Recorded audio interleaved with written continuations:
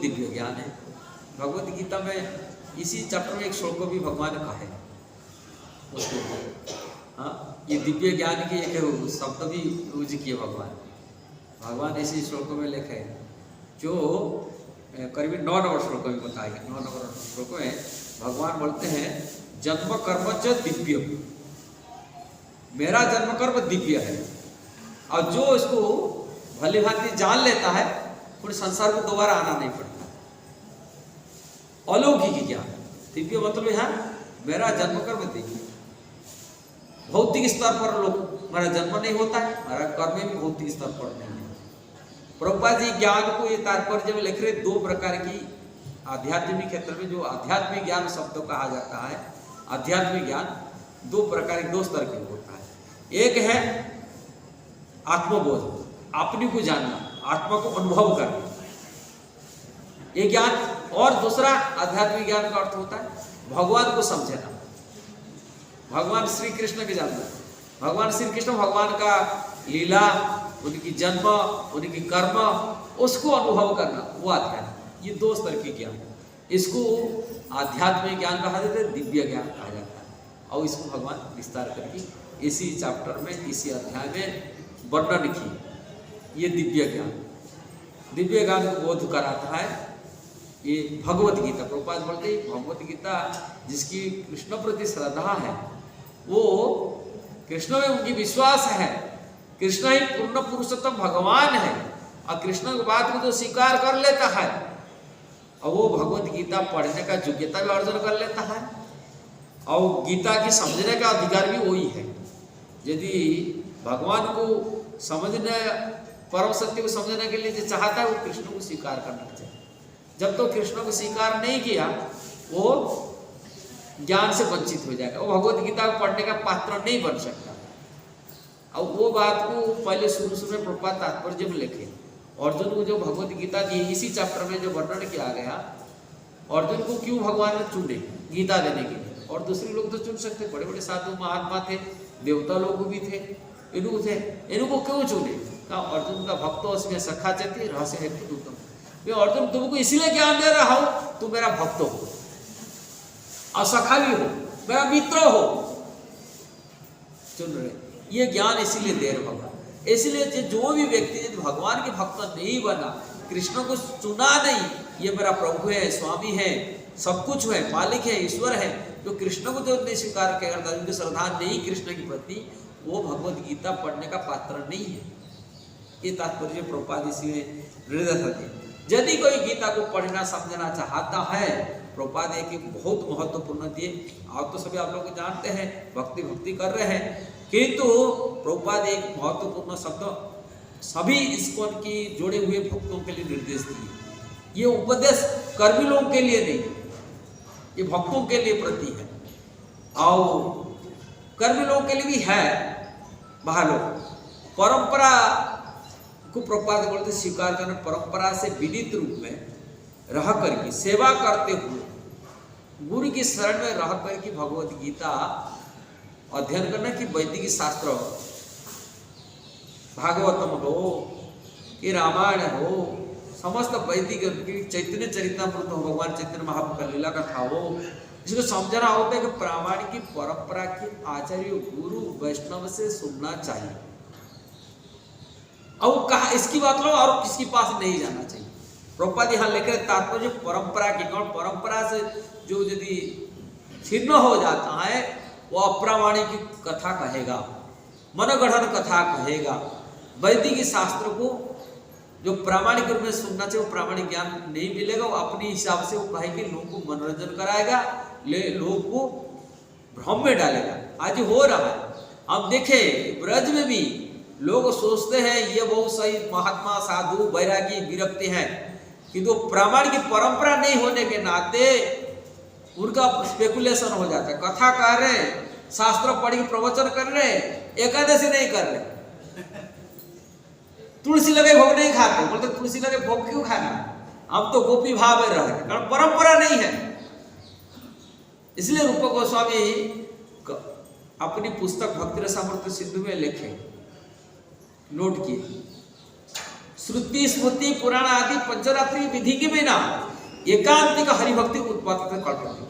बड़ी महात्मा तो दुनिया के लिए जगतगुरु बनते, कथाकारक होते, प्रवचन करते, लोगों को अपनी शब्द जाल में फंसाते, राधा कृष्ण की लीला कथा की कहते, किंतु आचरण नहीं हो पाता है, आचरण निभा नहीं पाते। न व्रत उपवास जैसा एक वैष्णव विधान है, पंचरात्र के विधि है भक्ति करने का, ना नारद जी को उपदेश सुनते वो लोग, ना वैदिक शास्त्र 18 पुराण महाभारत आदि वेद प्रमाण के शास्त्रों को मानते, अपने हिसाब से भक्ति करने लगते, बोलते यही भक्ति है, अपने हिसाब से बोलते प्रेमा भक्ति दे रहे लोगों को, बोलते ब्रह्मा प्रेम, हम तो प्रेमा भक्ति राग भक्ति हमको इस दिला रहे, ऐसे बोलते हम प्रेम दे रहे, प्रेम प्रदान कर रहे। अरे प्रेम क्या स्तर है, उनको गोसाई बोलते प्रेम को प्राप्ति करने के लिए उनको 8 सीढ़ियों की प्राप्ति करना पड़ेगा। 8 सीढ़ी पर रखने से प्रेम को मिलेगा। प्रेम किस तरह इतना हीरे गिरे लोग मिल जाता नहीं है। कोई आया संसार में इच्छा, भौतिक इच्छा खत्म नहीं हुआ, वो प्रेम किस तरह को प्राप्ति कर गया, प्रेम धन मिल गया। अब प्रेम धन बांट रहे, किंतु नहीं जानते जब तक संसार की वासना इच्छा है, भौतिक इच्छा है, तब तक भगवान से रुचि भी नहीं हो सकता, निष्ठा भी नहीं आ सकता, आसक्ति नहीं हो सकता, भाव स्तर भी नहीं आ सकता, प्रेम स्तर कहां मिलेगा। प्रेम स्तर को पाने वाला व्यक्ति है संसार में पागल की वजह। भगवान चैतन्य महाप्रभु को सनातन गोस्वामी बोले, सनातन तुम भी पागल मैं भी पागल।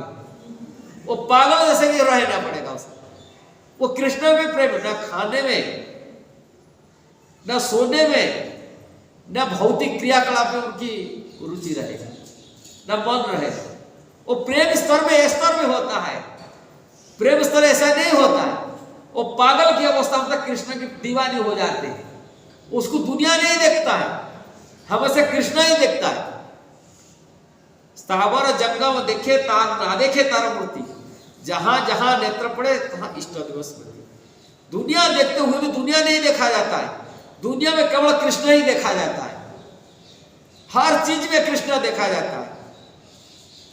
और न सोने का टाइम होता है, न खाने का इच्छा रहता है, कोई भौतिक क्रियाकलाप से परे हो जाते हैं।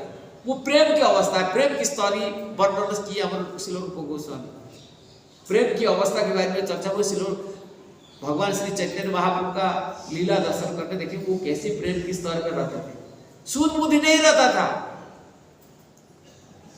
न सोने का टाइम होता कोई नहीं था। ये प्रेम की स्तर, प्रेम स्तर को वाले सीधा बोलते प्रेम धन प्राप्ति कराते हैं।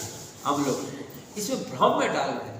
इसलिए इस्कॉन के हर भक्त को समझना चाहिए प्रेम स्तर क्या होता है। इसी प्रकार बिचुलिया दलाल करने वाले भक्ति नाम पर इससे दूर रहना चाहिए इस्कॉन के भक्तों।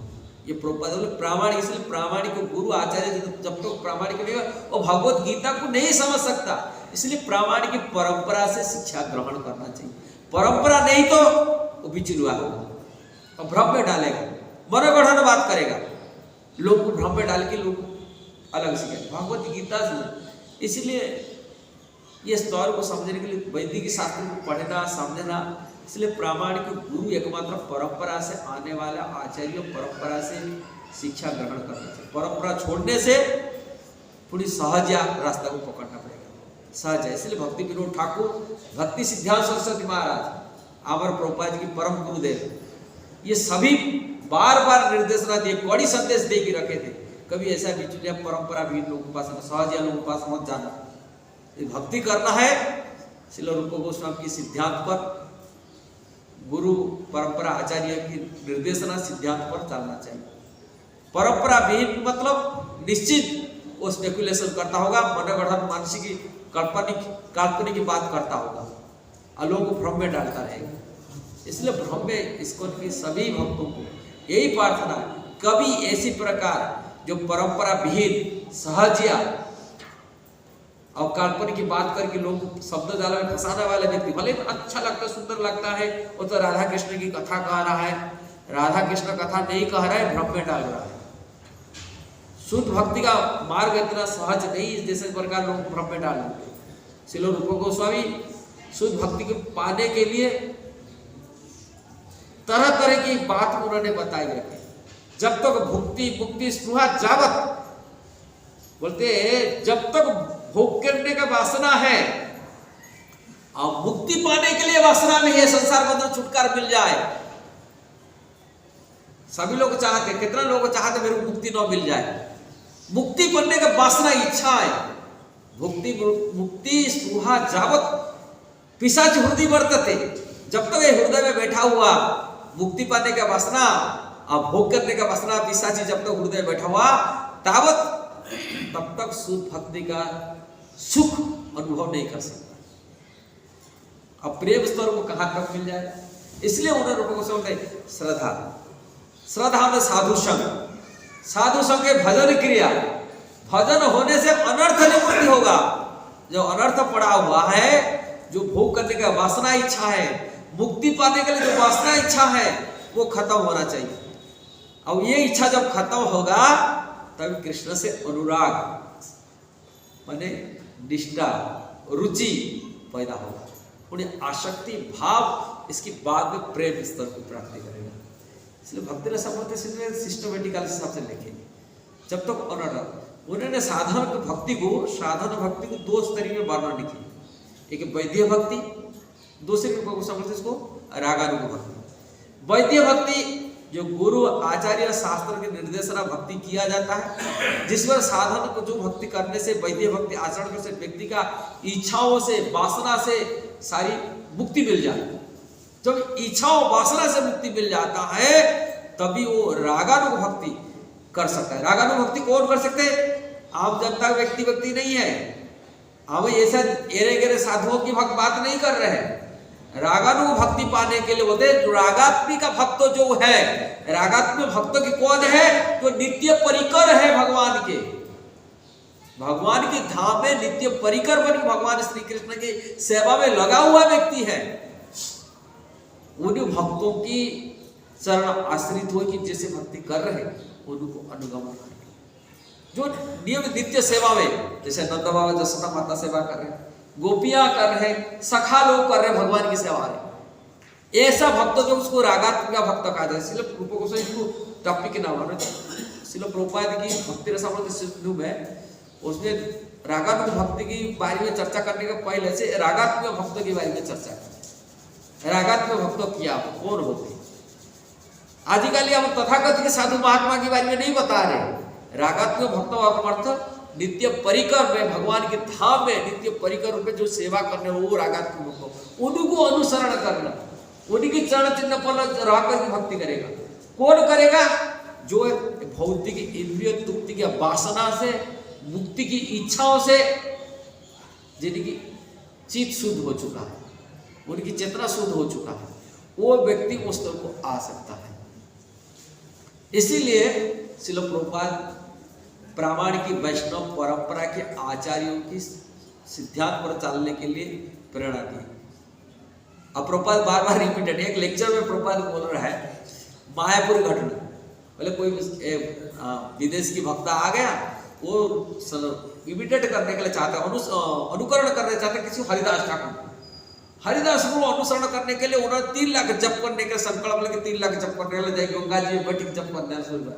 थोड़े दिन ही करे तो फिर भाग गया। ऐसा होते इमिटेट करते, अनुसरण करने वाले को हम तो इसी बारे में आए ना, पता नहीं 3 लाख जप करने से कि 1 लाख जप करने से कृष्ण प्राप्ति, ऐसा ही नहीं होगा। गुरु के निर्देशना में सेवा करना, गुरु जो आदेश देते उसी अनुसार सेवा करना, उसी हिसाब से जप करना। अपनी मन से पैदा हुआ मैं 3 लाख जप कर लूंगा, ऐसा नहीं हो पाएगा। एक बार ये ब्रज की कथा आता है, जगन्नाथ दास बाबा जी महाराज लेटे थे। जो लेटे थे जगन्नाथ दास बाबा जी महाराज, तभी उन्हीं की जो शिष्य थे बैरागी दास जी जो सेवा करते थे, रघुनाथ दास उन्होंने लोकनाथ बाबा जी लोकनाथ स्वामी की सेवा कर रहे थे, लोकनाथ स्वामी नहीं, और जो